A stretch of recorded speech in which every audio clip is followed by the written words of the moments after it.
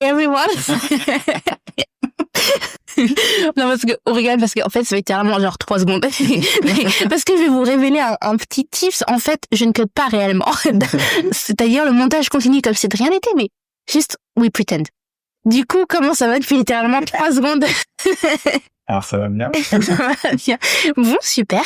Et justement, le dernier point que tu avais évoqué, c'était par rapport aux vêtements et au fait que, enfin, qu'on avait évoqué, et que certaines personnes, certains hommes cis, voient leur masculinité en danger parce qu'ils vont porter un peu de couleur. Voilà, ils portent un type de vêtement qui n'est pas le leur.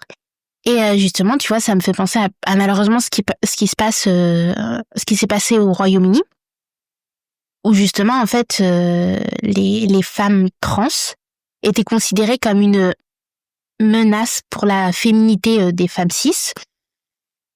C'est ridicule, mais c'est complètement ridicule, et pitoyable aussi, ça se revient toujours, mais il y a justement ce truc qui me gêne dans féminité, masculinité, enfin, comment ta féminité peut être ou masculinité peut être mis en danger pour ça, quoi. Enfin, moi, c'est un truc c'est un point d'interrogation dans mon esprit, enfin, comment ça, c'est une menace.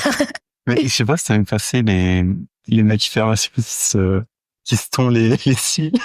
Non, j'ai pas vu ça. Non. Bah, en gros, bon, moi, je suis plus trop sur TikTok, tu vois. Et apparemment, t'as eu une trend et tout, en mode, t'as des gars, qui sont là, et ils pensent que maintenant, avoir les cils longs, c'est un truc de meuf, voilà. Bah, juste avoir des cils, carrément, parce que il y a carrément des vidéos, genre, ils prennent la tondeuse, et puis ils se rasent les cils. Ils se rasent les cils comme ça, attention. Bah, c'est pas très esthétique, honnêtement. Bah, non. Mais, du coup, on ouais. se rase les cils. D'ailleurs, c'est hyper dangereux, apparemment, parce que du coup, les cils sont censés te protéger des poussières et tout. Ben oui, clairement. Du coup, oui, c'était rase, parce que ça fait plus masculin, entre guillemets. Waouh. Et la traîne, est-ce que les hétérosexuels vont bien? Les hétéros, comment vous allez? Parce que là, il y a un énorme... Mais tu sais que ça me fait penser, j'ai une anecdote avec une de mes amies, Cass, puis elle s'en rappellera certainement. On était à Normal. Et donc, comme d'habitude, dans le magasin, il y a rayon homme, il y a rayon femme. Et là, c'était par rapport aux produits de beauté. Et en fait, ça nous faisait excessivement rire, parce qu'en fait, c'était un packaging, je sais plus c'était quelle marque. En fait, c'était des masques pour hommes. Et donc, en fait, les hommes, tu sais, pour quand même garder ce côté viril, ils avaient la mâchoire serrée, les sourcils comme ça, mais tu sais, avec le masque sur le visage, en mode, on est mal alpha, quand même. Bonhomme, tu vois, bonhomme, mais qui prend soin de sa peau, mais bonhomme, quand même. Comme si prendre soin de sa peau.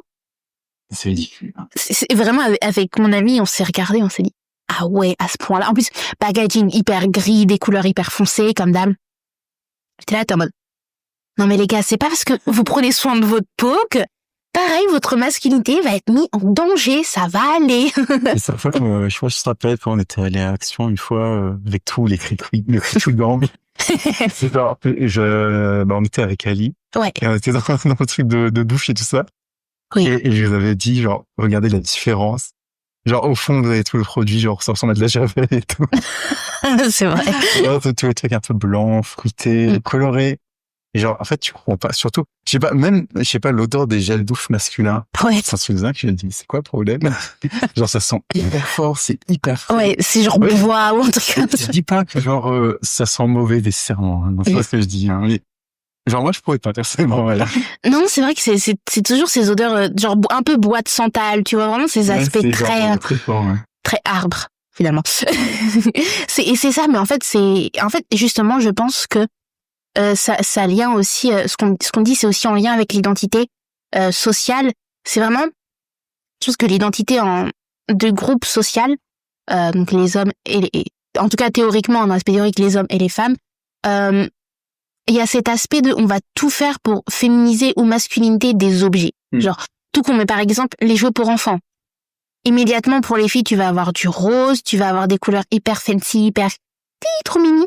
Alors que pour les garçons, tout de suite, tu vas avoir bleu, noir, des objets hyper violents. Comme si, en fait, on voulait préparer à faire des petits guerriers, tu vois. Genre, vraiment, c'est cet aspect, genre, hyper, toujours, enfin, tu vois, par exemple, tout con, mais à mon époque, j'ai dit ça, j'ai 75 ans. Mais quand j'étais un peu plus petite, il y avait, donc pour les filles, les Barbie, et pour les garçons, les Action Men.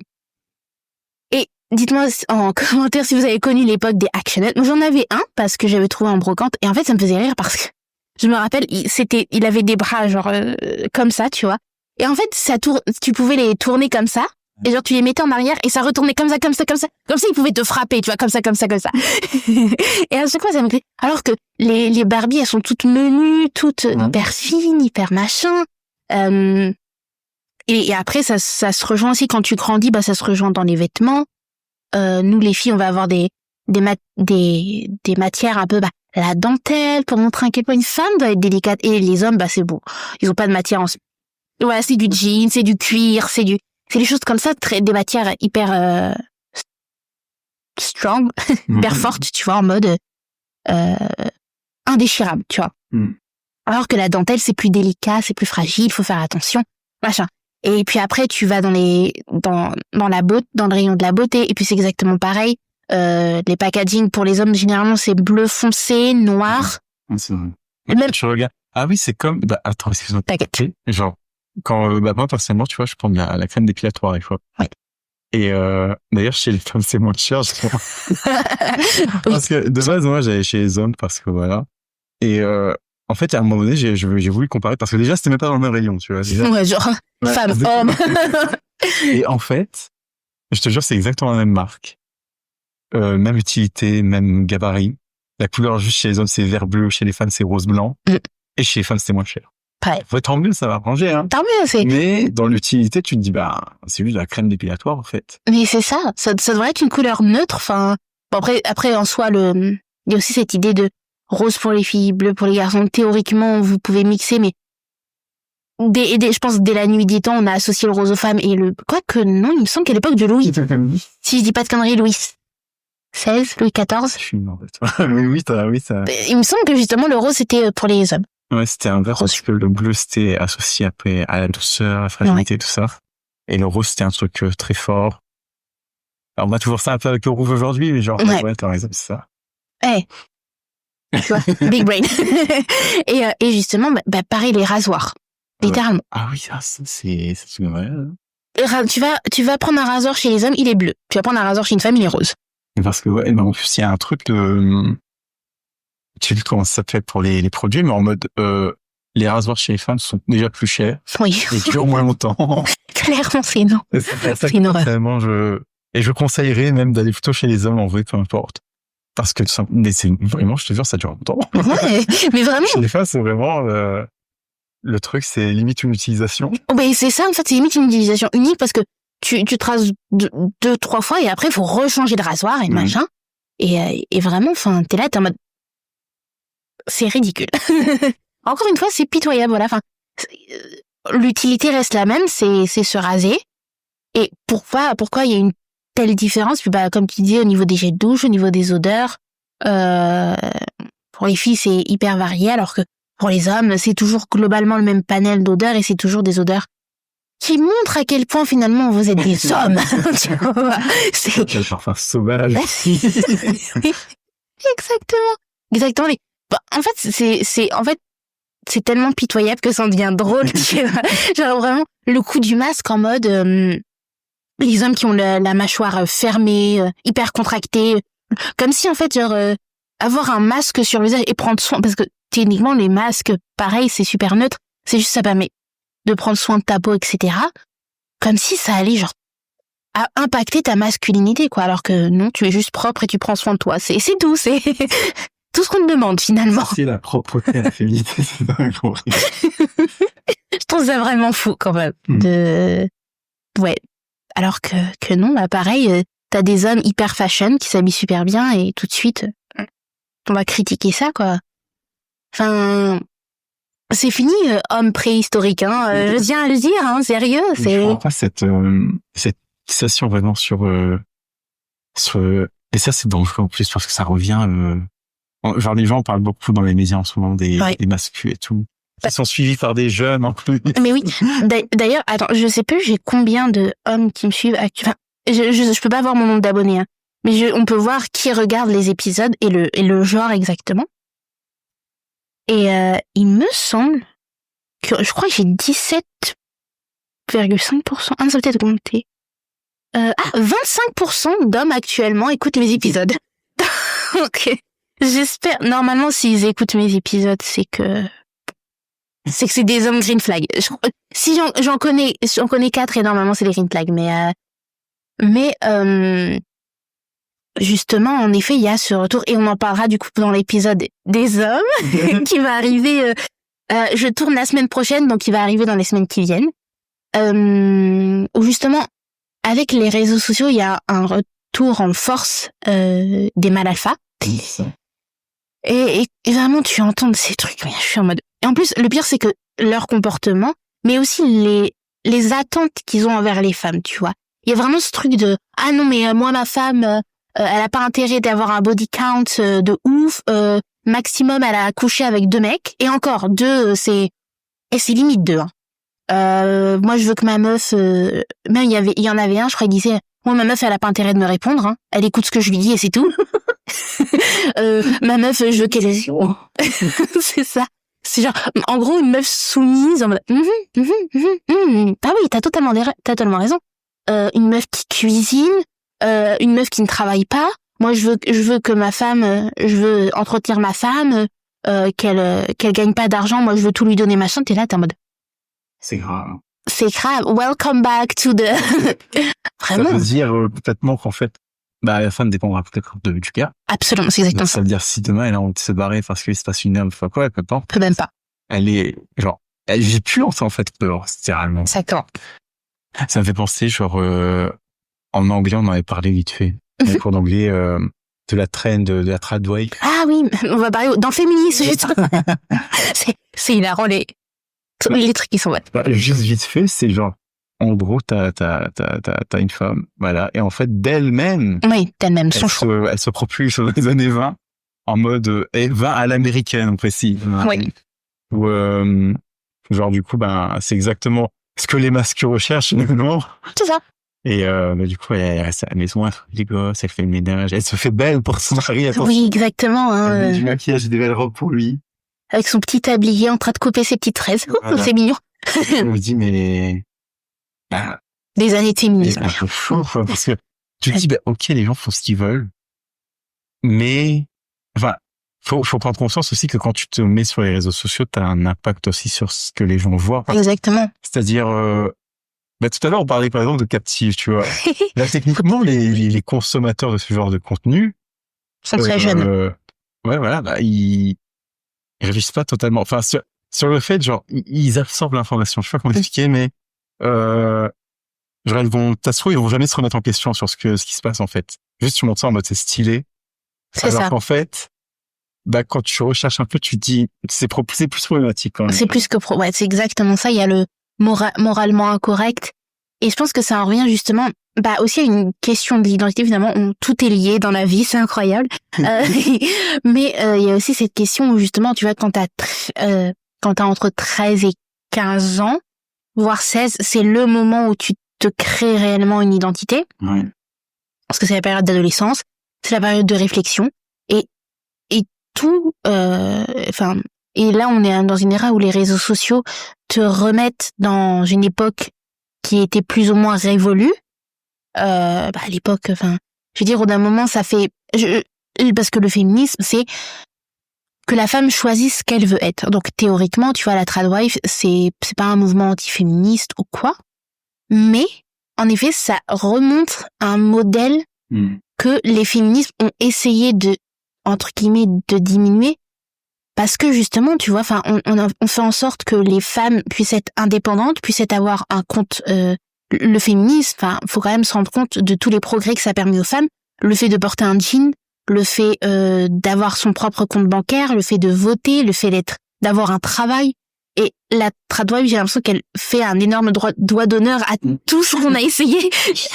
tout ce que les femmes ont fait un travail formidable. Là, tu vois, par exemple, j'étais à la bibliothèque hier et je suis tombée sur une 50aine de femmes américaines qui ont participé justement à ce changement. Et t'avais l'une des premières femmes qui a inventé le journalisme d'investigation, tu vois. C'était fascinant, j'avais trop envie de le prendre, mais je dis Inès, t'as quand même beaucoup de livres à lire, tu lis déjà 3 livres en même temps, on va peut-être se calmer. Mais je sais que je vais l'emprunter la prochaine fois. Et tous ces petits trucs-là qu'on a eu le droit de faire, bah, la tradwife, c'est en mode, non, fuck. 50 ans de féminisme? Let's back in the 20s, tu vois. Et ça me rend un peu triste. Et puis, bah, j'en ai aussi discuté avec une des futures invitées qui viendra. Et où justement, ça te remet toi-même ta perspective d'être une femme en question, tu vois. Surtout quand t'es une jeune maman t'es une maman qui travaille, et tu vois une mère, une femme qui s'occupe super bien de ses enfants, qui s'occupe super bien de sa maison.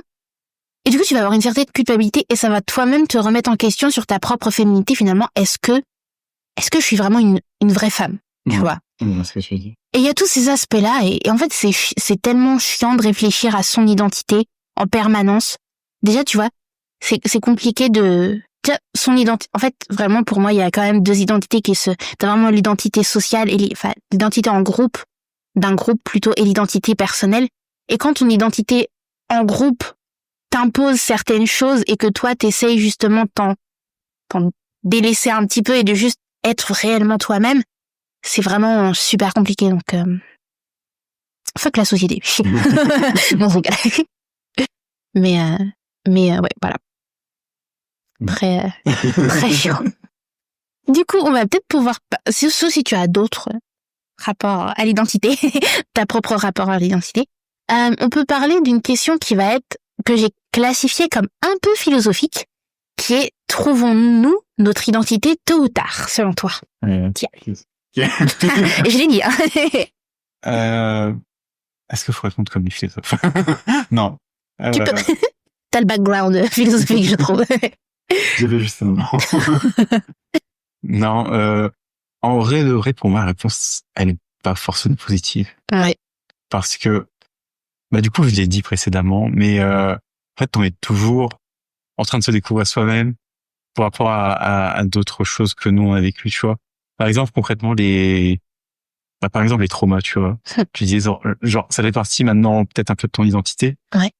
Mais, c'est pas censé être l'entièreté non plus, tu vois. Non. Et du coup, voilà. Il y a ce truc où genre, t'es obligé de continuer à chercher. Et en vrai, même si tu penses savoir qui t'es, bah non, parce que, en fait, à chaque fois, l'environnement, il va changer. Ouais. Ton entourage va changer. Même en temps, je crois, biologiquement même, genre, on continue à évoluer, genre, il me semble, genre, on n'est plus, par exemple, là, à notre âge, on n'est plus du tout la même personne qu'on était, genre, à 10 ans, par exemple. Nope. Mais il y a pas un truc, justement, qui arrête de se développer vers 25-26 ans? Ouais, ton cerveau qui... Donc, sachez, les gars, qu'on est encore en full développement. Voilà.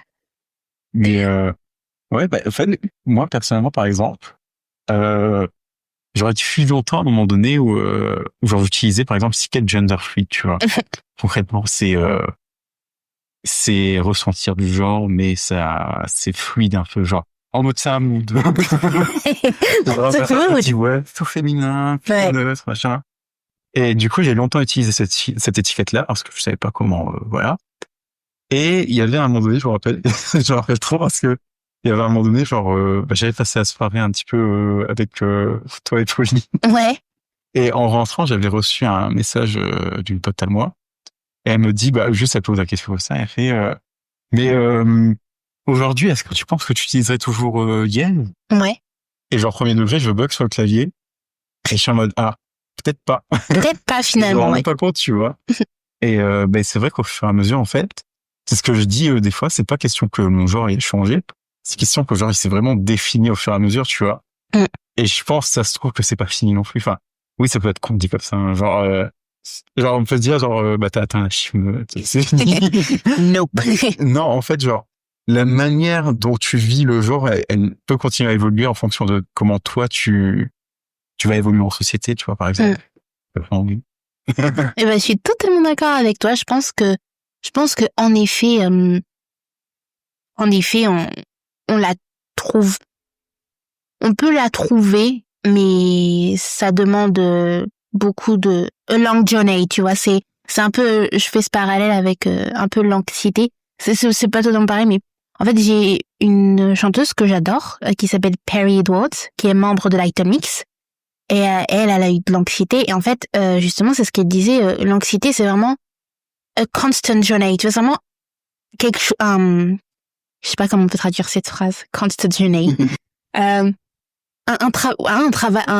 travail constant où tu vas te découvrir petit à petit, tu vas découvrir comment tu peux t'approprier ton identité et faire en sorte que ça ne soit pas justement ton identité, mais juste un élément, voilà, mais que c'est pas vraiment parce que moi en fait à ce stade-là de mon travail avec l'anxiété, je crois que je suis mon anxiété, tu vois, genre pour moi mon anxiété me définit, alors que sur un aspect théorique non, puisque l'anxiété ça reste un trouble, donc tu vas pas être défini par ton trouble. C'est comme si tu vois genre t'as un cancer et tu disais ce qui me définit c'est mon cancer, tu vois.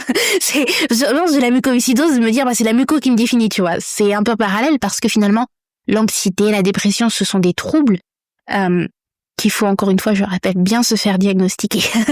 Ça peut être très difficile, mais c'est super important. On peut pas utiliser le terme anxiété comme ça. Et je vous assure que honnêtement, si j'aurais pu ne pas l'avoir, celle-là, j'en serais bien passée. Mais bon. Et justement, je pense que l'identité, c'est pareil, c'est vraiment a constant journey, où vraiment, plus tu vas évoluer, plus tu vas découvrir, et puis justement, par rapport à ton histoire, t'as cet effet d'abord trouble, où t'es en mode full questions, et tu sais, c'est un peu comme si tu faisais un travail écrit, genre une disserte, tu vois. Tu vas d'abord ton étape de brouillon, où tu vas balancer tout ce qui se passe, réfléchir à telle chose, et après, au moment où tu vas passer à la rédaction, où là, ça va être plus clair et plus fluide, mais tu peux quand même modifier ta disserte.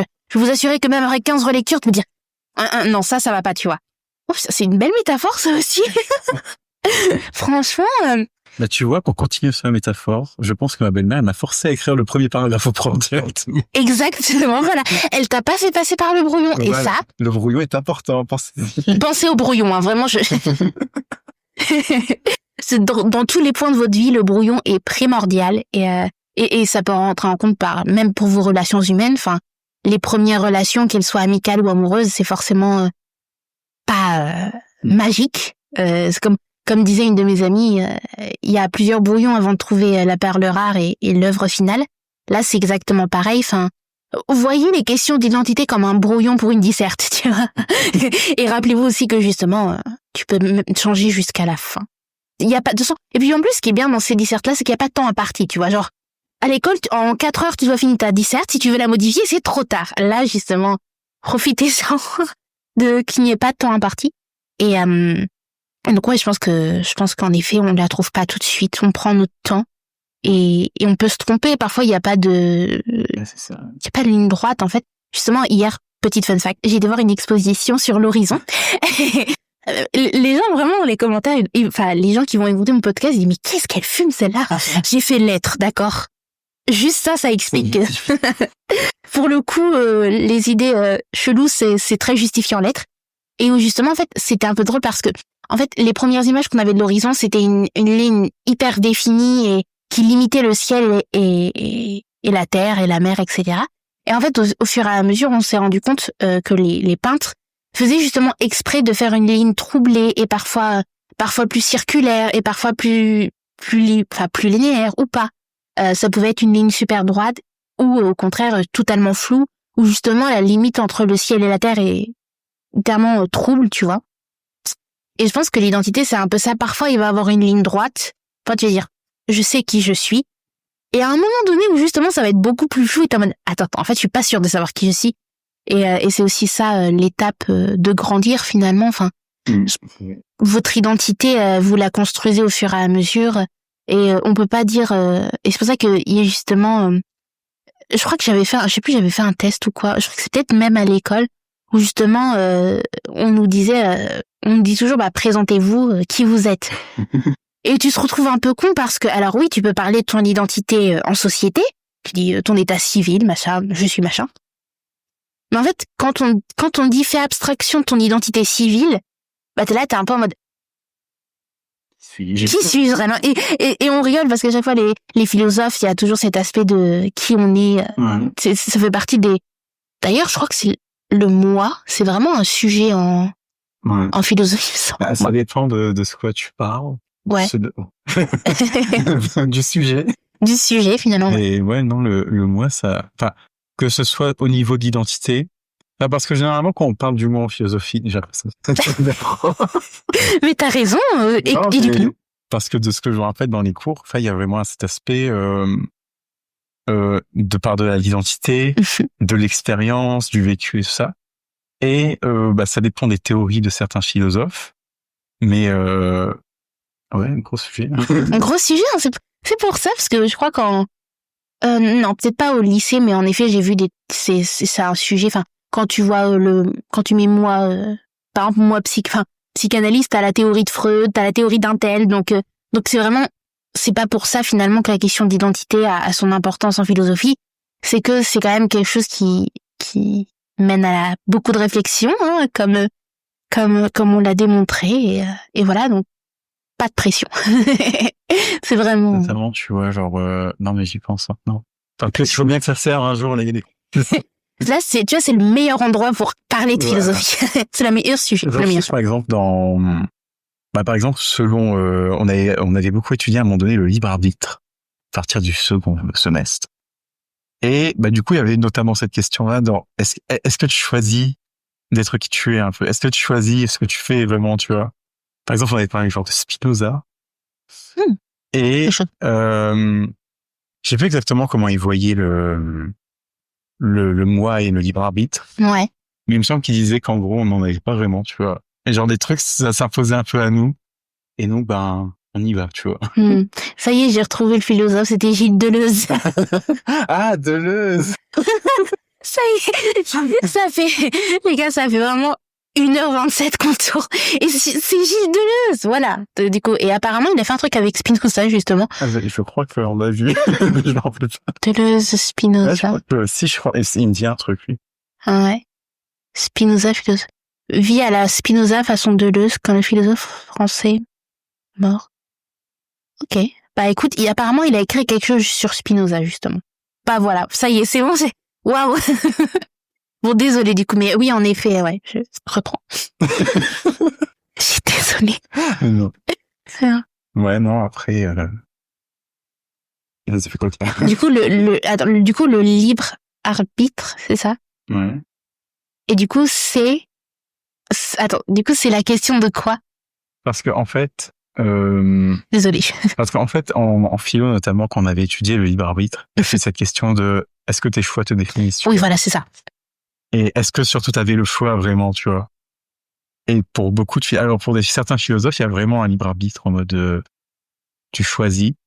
Et t'as aussi beaucoup de théories où vraiment on te dit que tu choisis rien. Et que genre tout est conditionné à l'avance, tu vois.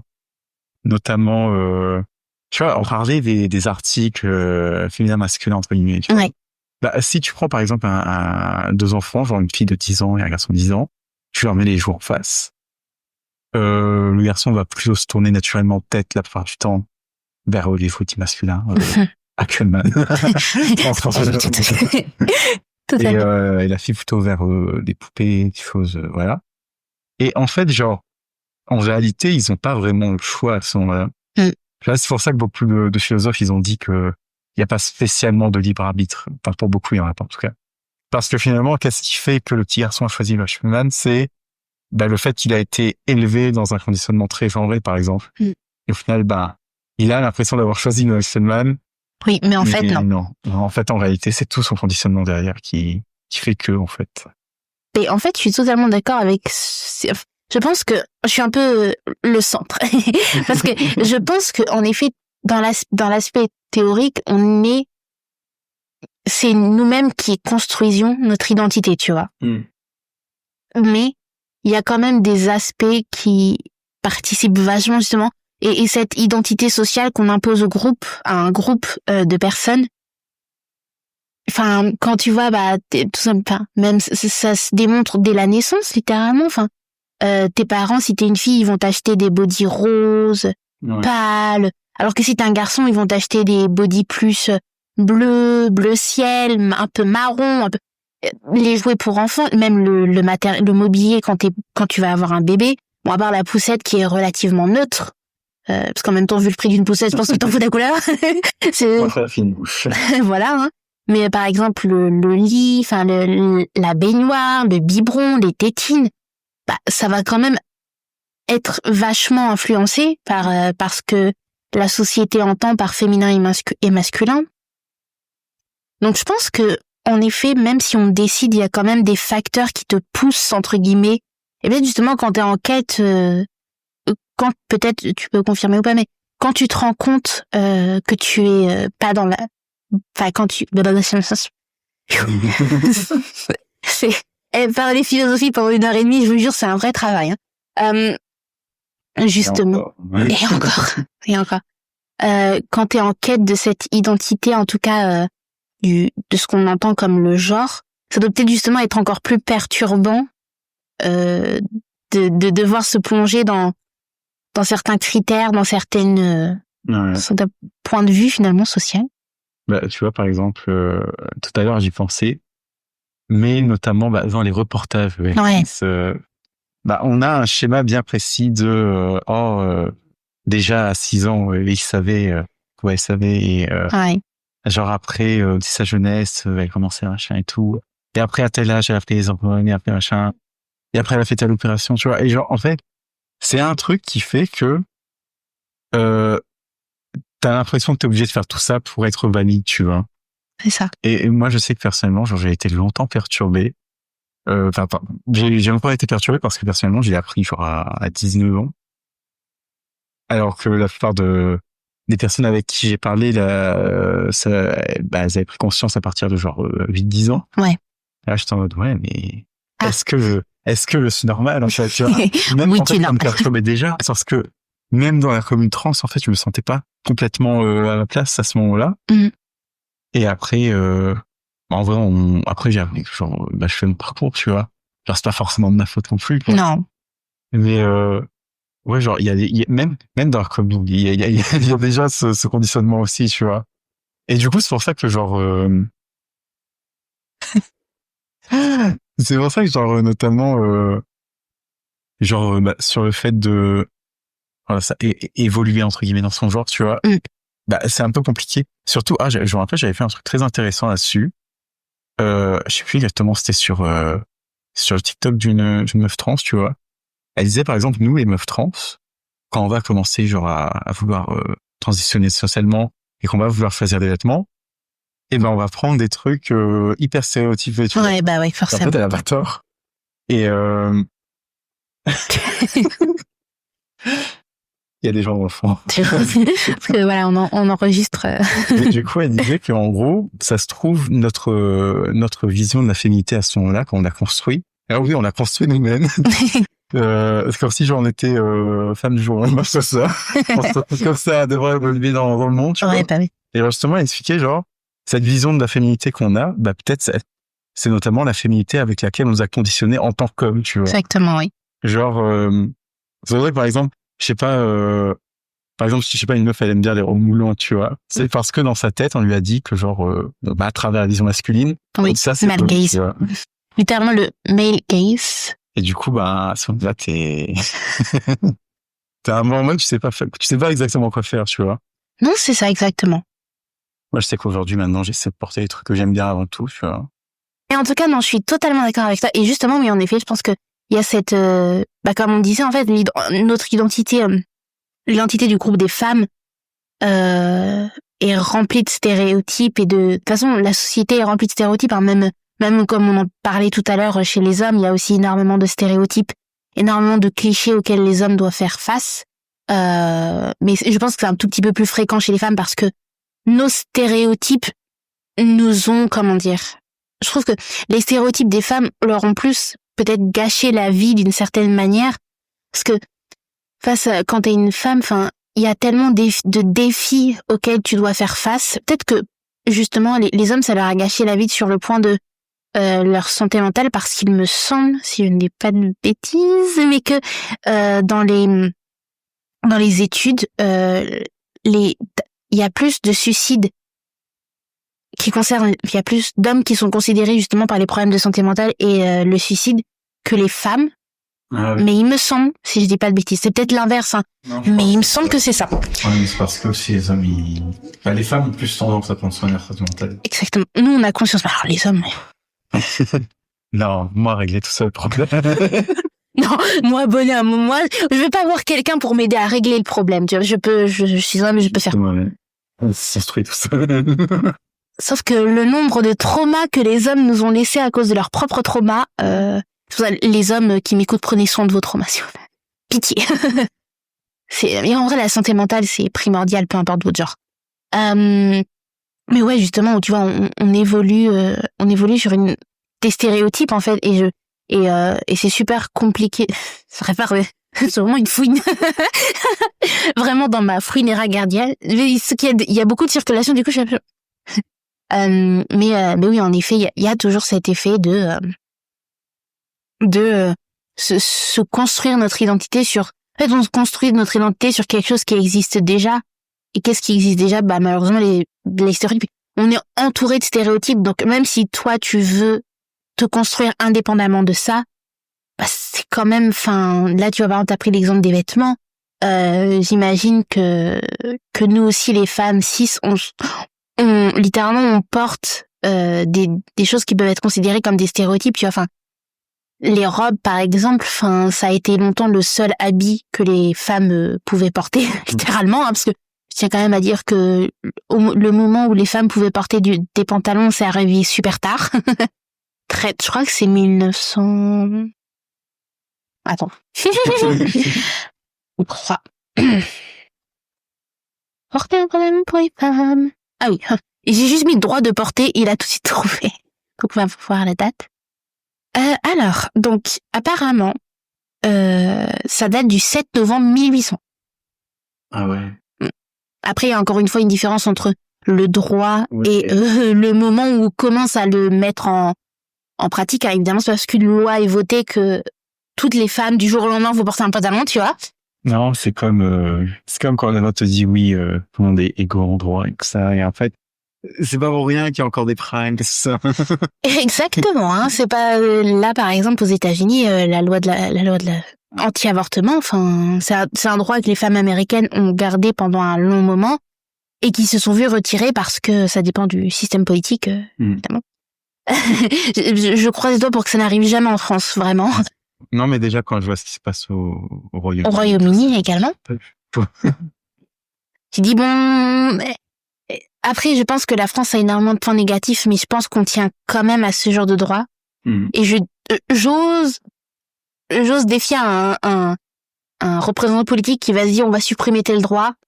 Je pense qu'il est dans la merde. Concrètement, parce que ce qui est bien dans notre pays, on essaie de trouver un aspect positif à la France, c'est que on est le pays qui manifeste le plus. Et d'ailleurs, c'est assez drôle d'entendre justement d'un point de vue américain ou anglais qu'est-ce qu'ils pensent des Français. Et je pense que l'un des points qui revient le plus, c'est notre aspect justement à pouvoir. Je crois qu'on est l'un des pays où il y a plus de manifestations et c'est totalement legit. Et c'est pour ça que j'aime bien aussi la France sur ce point-là, parce que vraiment on a des lois qui nous tiennent à cœur et qui sont primordiales pour le fondement de l'égalité entre êtres humains. À partir du moment où on voit une loi qui va contre justement cet aspect humain, on est là, on est en mode bah non en fait. Alors là, va bien te faire voir. Donc ouais, non, je suis plutôt d'accord. Et du coup, bah est-ce que tu veux passer aux éléments de notre identité finalement? Qu'est-ce qui selon toi caractérise une identité? Ouais. Philosophie. Je pense qu'on va avoir 3 parties parce que ça fait déjà 40 minutes. Selon moi, je pense que je peux commencer par dire une définition. Bien sûr. Que genre, il y avait notre prof, Monsieur Olivier. Incroyable. Prof de philo. Et on était sur de la morale et politique. Et du coup, le premier truc qu'il nous apprend, c'est, je vais vous donner une définition de l'harmonie, il écrit au tableau et tout. Et il me semble que sa définition, c'était l'harmonie, c'est la somme de toutes les différences, tu vois. Oh, c'est joli, j'aime bien. Fonctionne ensemble, tu vois. Et je pense que pour l'identité, ça doit marcher un peu pareil, tu vois. Genre, c'est ce qui te fait toi, c'est plusieurs petits trucs qui ont façonné qui tu es, tu vois. Et ouais, tout simplement, ça marche ensemble. Je pense qu'on a un dysfonctionnement, c'est ça. Oui, en effet. Mais franchement, je suis totalement d'accord avec cette définition. Merci à ton professeur et merci à toi pour ce parallèle. Je pense que en effet, enfin, c'est pour ça que je pense qu'il y a vraiment deux types d'identité, avec l'identité en groupe et l'identité personnelle. Et parfois l'identité de groupe. Et en fait, l'identité de groupe, c'est plein de petites choses. Et c'est pour ça que je comprends pas forcément ce rejet d'une certaine identité, quelle qu'elle soit. Parce que justement, en fait, enfin, c'est justement ce qui permet de créer une belle unité. Et en fait, je pense que voilà, avec les harmonies, parfois il peut avoir des choses qu'on peut considérer comme dysfonctionnelles, mais à la fin, ça permet de faire une belle mélodie finalement. Je ne pars qu'en métaphore, excusez-moi. Mais voilà, enfin, je sais que moi ça m'énerve quand on va critiquer quelqu'un ou blâmer quelqu'un sur son identité ou qu'on va chercher à mettre des bâtons dans les roues finalement sur cette quête qui est l'identité, parce que moi c'est un peu comme je vois un peu ça comme une quête, tu vois, en mode on va croire qu'on a réussi à trouver le truc et en fait non, il y a 1 milliard d'autres choses qui font qu'on change, hein, franchement. Comme tu dis, on n'est plus du tout les mêmes personnes qu'on était il y a quelques années, Ouais. et on sera pas les mêmes personnes dans quelques années aussi. Ça fait Les nous du futur, si vous écoutez ça, dites-nous si vous êtes les mêmes. Mais ouais, je pense que dans notre identité, il y a tellement d'éléments à rentrer en compte, et pas que des éléments sociaux. Ça peut, enfin évidemment, il y a ces pratiques sociales, par exemple l'école, l'université, le collège, le lycée, les vêtements, tous ces trucs-là. Mais en fait, on peut, même si on a des éléments très stricts, on peut justement jouer dans ses limites et en faire quelque chose de flou, en fait. Enfin, comme on a dit avec les vêtements, c'est pas parce que il y a des vêtements classifiés comme mode masculine et mode féminine que c'est vrai. Vous pouvez très bien piocher dans le sexe opposé, y a pas de problème, vraiment. Encore une fois, votre féminité, votre masculinité ne va pas être mis en danger, encore une fois. Qu'est-ce qu'on considère comme étant la féminité, qu'est-ce qu'on considère comme étant la masculinité? Je pense que ça aussi, c'est propre à chacun. Et c'est des frontières qui sont ouvertes, hein, franchement. Ouais, parce que il y avait une fois, là, tu t'en parles comme ça. Je parlais à une pote à moi. Et on se questionnait un peu là-dessus. Et genre, on avait fini comme ça, on se disait, ouais, mais je pense que en tant que meuf trans, on n'a pas non plus la même définition de la féminité que les meufs, tu vois. Parce qu'on n'a pas été élevés pareil non plus. C'est ça, il y a aussi... Et c'est vrai que du coup, il y a ça, tu vois, qui change un peu. C'est assez particulier. Non, c'est des questions vraiment.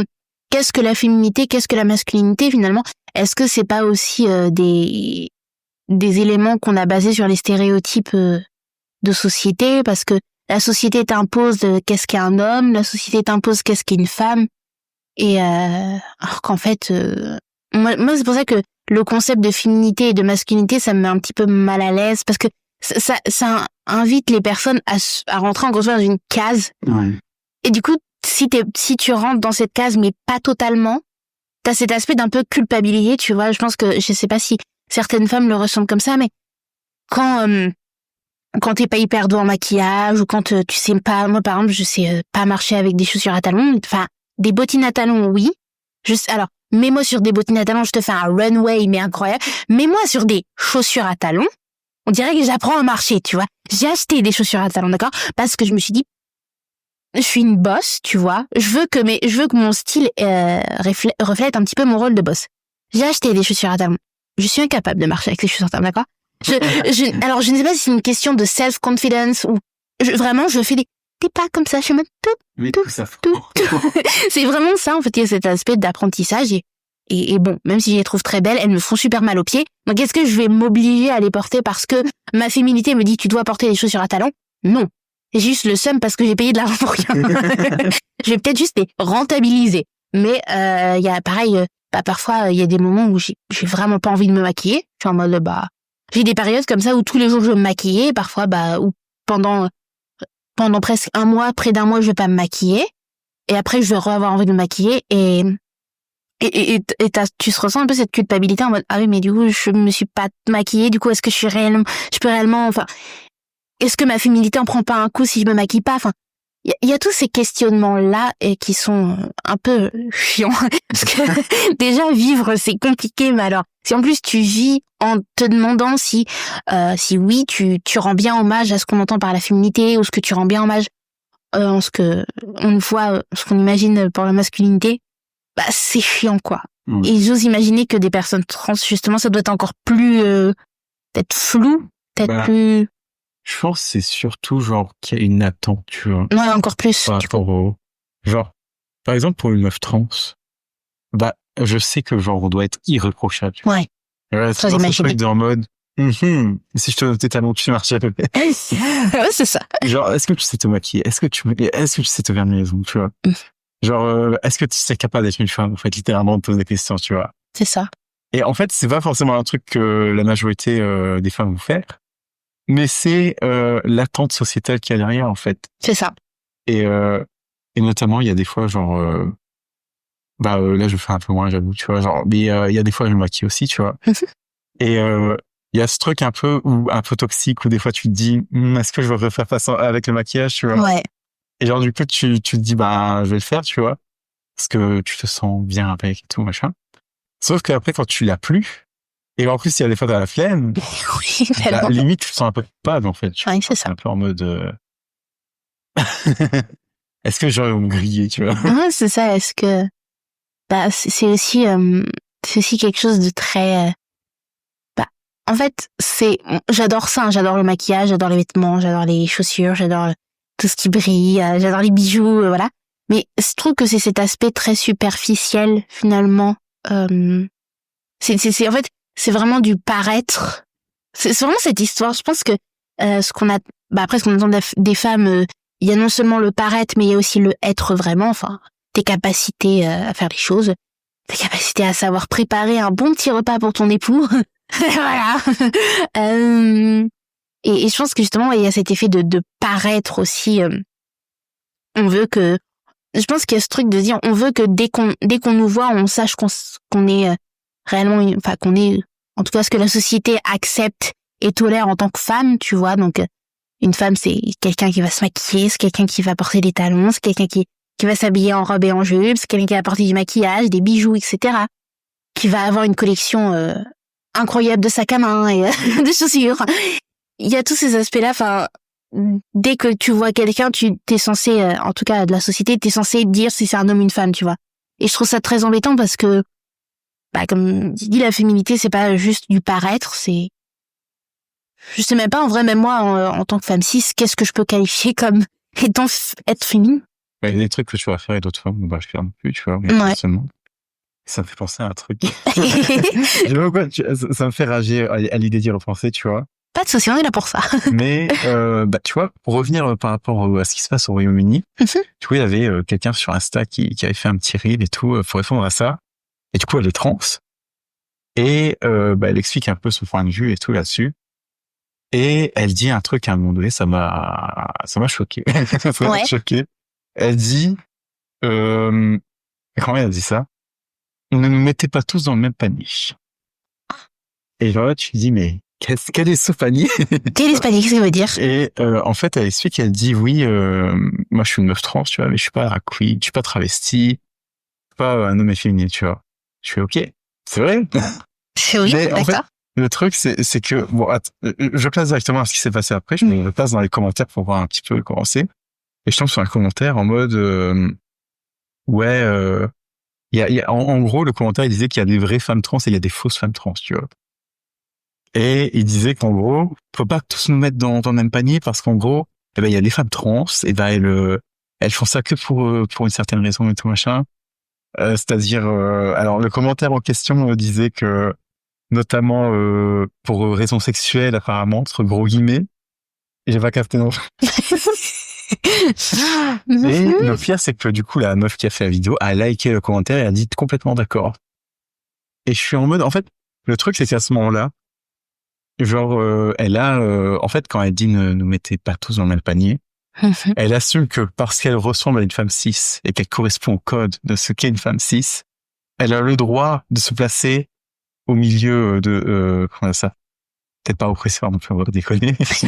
Mais elle se place au niveau de je vaux mieux que vous, D'accord. Parce Ok. que voilà. Alors c'est vrai, hein, c'est totalement vrai qu'une femme trans c'est pas une drag queen, tu vois. Non. Mais faut se mettre aussi en tête que le gouvernement il en a rien à foutre en fait. Désolé un petit peu, mais Oui, c'est vrai. genre pour eux que qu'on soit drag queen, trans ou juste efféminé ou juste aimer se travestir, c'est la même chose pour eux.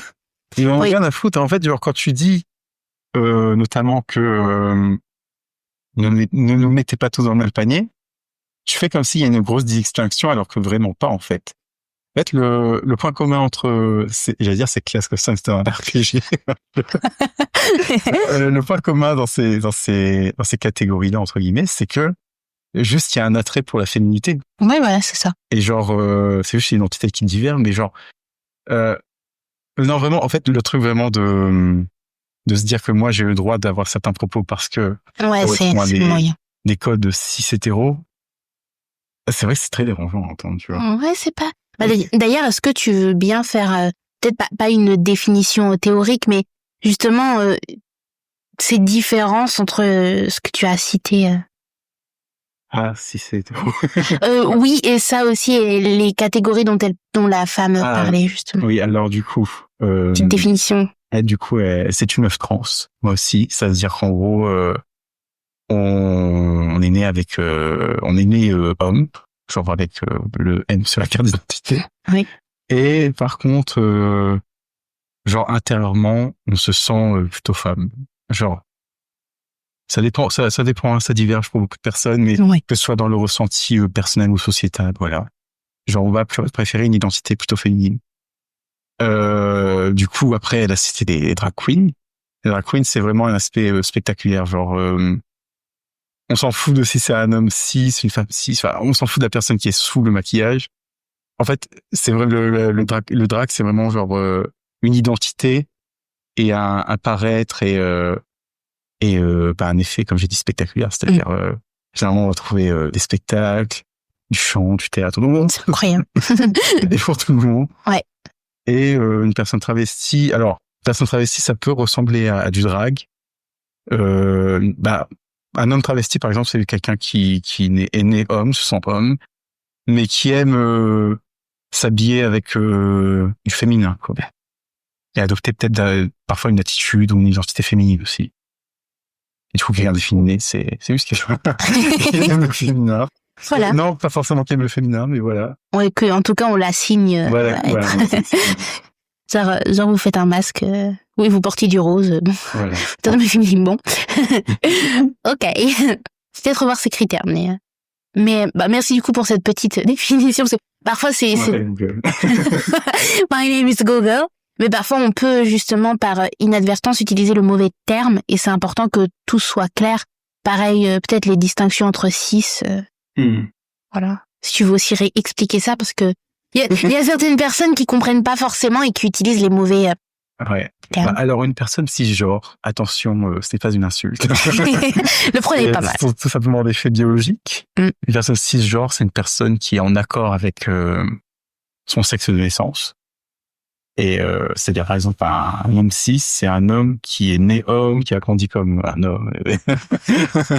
Non, voilà. Et une personne trans, c'est ce que j'ai expliqué tout à l'heure, c'est-à-dire une personne qui, je sais pas si je peux dire faire un parcours de transition parce que c'est pas toujours le cas, mais qui en tout cas va essayer de correspondre à ce qu'elle ressent intérieurement. Ouais. Tellement, voilà. Et bah du coup ça revient peut-être justement à ce petit mot de fin. Et est-ce que t'as des conseils justement Petit conseil, what are you thinking? Je pense que si je devais donner un conseil, c'est compliqué cette question. Je sais. Non, mais il faut prendre son temps. Ouais. Ouais. Pas se précipiter et expérimenter les choses. Enfin, voir ce qu'on aime, quoi. Et pas se cantonner, en fait, à l'idée générale de la chose.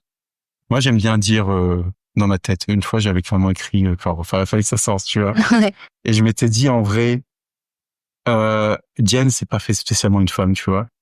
Mais elle est une femme dans le sens où tous les critères et tout ce qu'on lui associe dans son identité fait qu'elle est une femme, tu vois. Et en vrai, c'est pas forcément parce que je cherche à atteindre un stéréotype d'une certaine manière, je sais pas quoi. Mais juste, je vis comme j'aime bien, on va dire, voilà. Et pour ça, ça prend du temps, voilà. Ouais, voilà, prenez vos temps. Et puis, justement, est-ce que t'as des conseils peut-être pour les personnes cis qui ont justement des amis trans, justement, comment ils peuvent faire en sorte de ne pas les offenser, parce que on peut sans faire exprès misgenrer quelqu'un et... Ne donnez jamais votre avis si on vous le demande pas. True fact, period. Non, c'est vrai, parce que je sais que notamment j'avais une discussion avec ma mère sur ma transition potentielle médicale. Et elle m'avait donné son avis sur beaucoup de choses, pas sur certains trucs. Ça m'avait pas du tout plu, parce qu'en fait c'est pas ce dont on parlait déjà, et tout simplement c'est pas sa vie. Enfin, Non, c'est ça. je pense que si vous avez quelqu'un de votre entourage qui est trans, juste soyez à l'écoute. Oui. Pas forcément dans la critique ou dans le commentaire. Juste être là quand ça va pas. Voilà. Puis aussi, moi je sais que j'aime bien parfois justement aussi, je pense que c'est important de demander comment on veut être genré, si vous préférez elle, et je sais que c'est parfois des petits réflexes qu'on a finalement en tant que personne cis, mais vraiment je pense que c'est important de demander comment la personne veut être genrée et s'y tenir, même si parfois il peut y avoir des petites bourdes, bon ça peut arriver, tu balances un truc comme ça, mais le faites pas volontairement parce que ça peut vraiment faire du mal, je pense. Surtout le faire volontairement si vous faites partie d'entourage proche, c'est chaud. C'est chaud, vraiment. C'est sûr que moi, j'ai un tout petit peu plus de mal, c'est avec le yel, parce que du coup, la langue française ne permet, encore quand c'est la langue anglaise, par exemple, belle, beau, c'est beautiful. Il y a pas de... Ouais, c'est vrai que en français, c'est très genre. En français, disons qu'il faut avoir une gymnastique linguistique pour faire en sorte de... Moi, je sais que c'est encore des petits trucs sur lesquels je travaille, justement, avec le yel. C'est d'accorder des deux manières. Et c'est plus facile à l'écrit, je trouve. Ouais. Moi, à l'écrit, ça me pose aucun problème.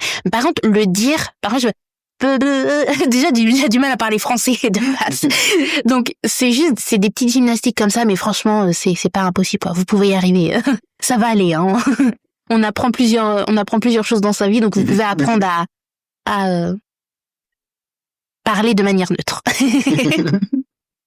Voilà, mais moi, du coup, j'ai pas réellement de conseils, mais je dirais que c'est important de comprendre et de pas se blâmer aussi, parce que parfois on se dit mais je suis pas qui je suis, et on panique et on est en mode on sait pas ce qu'on veut faire, on sait pas ce qu'on veut être, on sait pas, parce que aussi un des trucs de l'identité c'est ton rapport à toi-même. Ça peut être aussi ton travail, par exemple. Ton travail est une certaine forme d'identité, parce que pareil, là, à ce moment-là, tu dois te conformer à certaines situations, et justement je vais en parler dans un épisode sur j'adore faire des petites transitions comme ça, mais justement avec une de mes professeurs, Madame Smith, sur laquelle on va parler de doit-on camoufler sa personnalité derrière son travail. Et justement, je pense qu'il y a aussi là-dedans une question d'identité qu'on va évidemment explorer, mais ne pas vous mettre la pression, qu'on ait 12 ans, qu'on ait 14 ans, qu'on ait 20 ans, qu'on ait 25 ans, même parfois il y en a, ils ont 30 ans, ils sont encore en quête de leur identité. Donc c'est vraiment, je pense que c'est le travail toute une vie, en fait. Ouais. Je me demande si tu vois, même à 60 ans, tu seras capable de dire oui, tu seras évidemment capable, parce que ta vie aura fait que tu as vécu des choses. Mais je trouve que se qualifier et dire qui on est, c'est l'une des questions les plus difficiles. Genre, l'une des questions les plus difficiles, c'est vraiment parle-moi de toi, quoi. Pose-moi des questions, frère, j'en sais rien, mais... Je pense, c'est important, genre, de prendre le temps, genre, même s'il y a du travail à côté, en vrai, faut prendre du temps dédié, carrément. Comme ça, on culpabilise pas, tu vois. C'est ça, exactement. Il y a ce truc de... voilà, quoi. C'est du travail sur le long terme. C'est a constant journey. Gardez ça en tête. A constant journey, voilà. C'est pas de pression. Et voilà. Est-ce que tu as d'autres choses à rajouter? Pas spécial. Moi non plus, pas spécialement. Je pense qu'on peut conclure. Parce que du coup, ça fait déjà 2 heures. Vas-y. Ça passe très vite. Mais t'as vu, et après, c'est difficile de lâcher le micro, je trouve. Moi, je suis là, j'adore parler. Donc voilà. Mais en tout cas, je vous fais d'énormes bisous. À la prochaine. Et puis, on va certainement retrouver Diane... retrouver. Et c'est compliqué après de se faire. En plus, je dis tout le temps à mes invités, prenez une bouteille d'eau, buvez. J'en achète jamais, d'accord, c'est vraiment. Oui, la bouteille d'eau. Nulle part, voilà, c'est vraiment fait ce que je dis, pas ce que je fais. Mais voilà, j'espère qu'on pourra te retrouver dans un prochain épisode. Avec plaisir. Faut que ça sorte bien. Avec plaisir, vraiment avec plaisir. C'était un vrai plaisir d'avoir cette discussion avec toi. J'avais excessivement hâte, donc voilà. Eh ben, bisous. Bisous. Free audio post-production by alphonic.com.